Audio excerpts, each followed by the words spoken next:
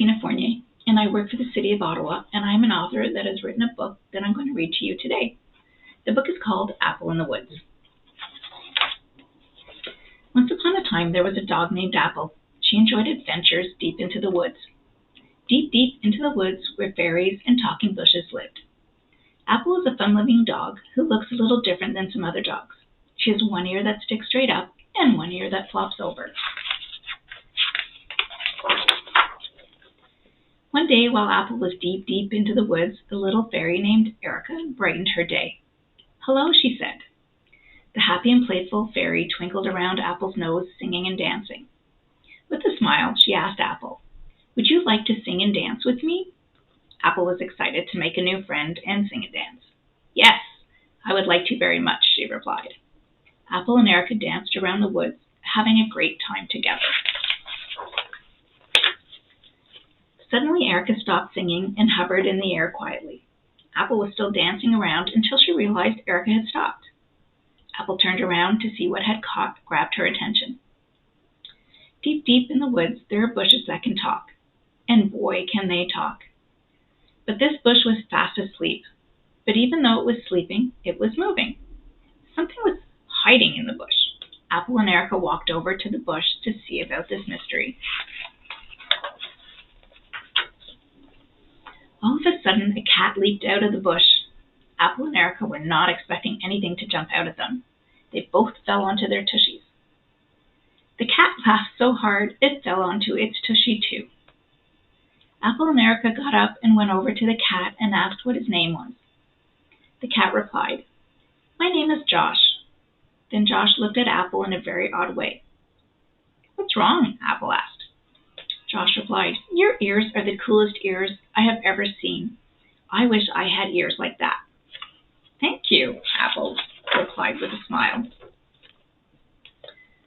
The gray dog with cool-looking ears introduced Erica, the tiny fairy, to Josh the cat. Josh asked if he could join with them in their singing and dancing adventure. They agreed and continued to the pond. They were excited to arrive at the pond, where they were sure to meet some cute, funny, and mysterious creatures.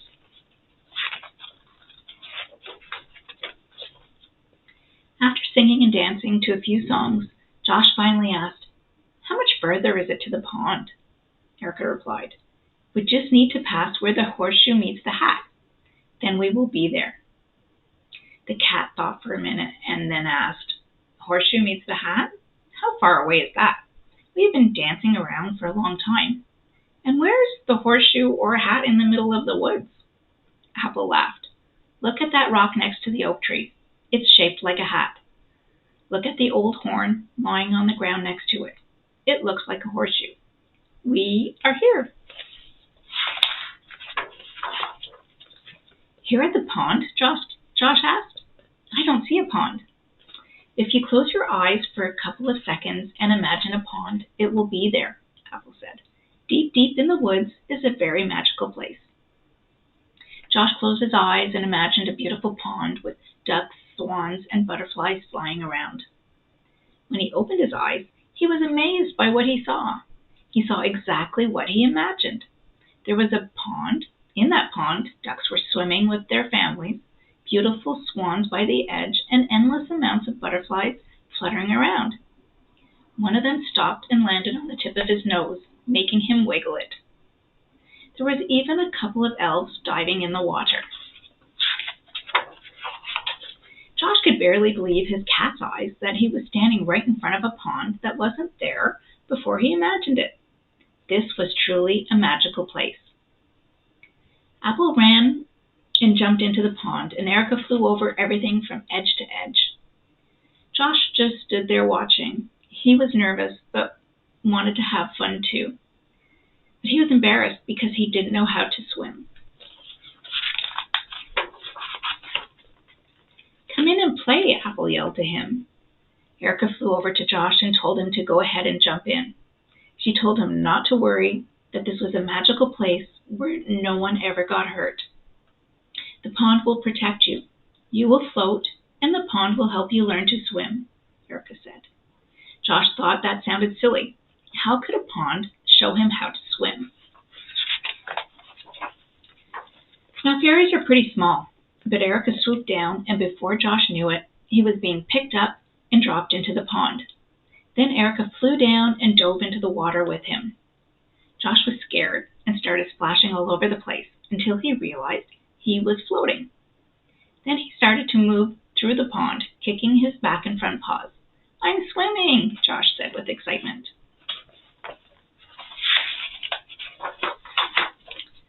All Josh needed was a little nudge from Erica to help him overcome his fear and learn.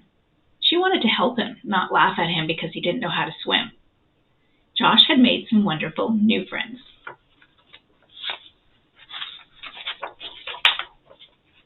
Apple and Erica and Josh played in the pond all afternoon. They were having so much fun that they didn't realize how late it was getting. Once out of the pond, they also realized how hungry they were.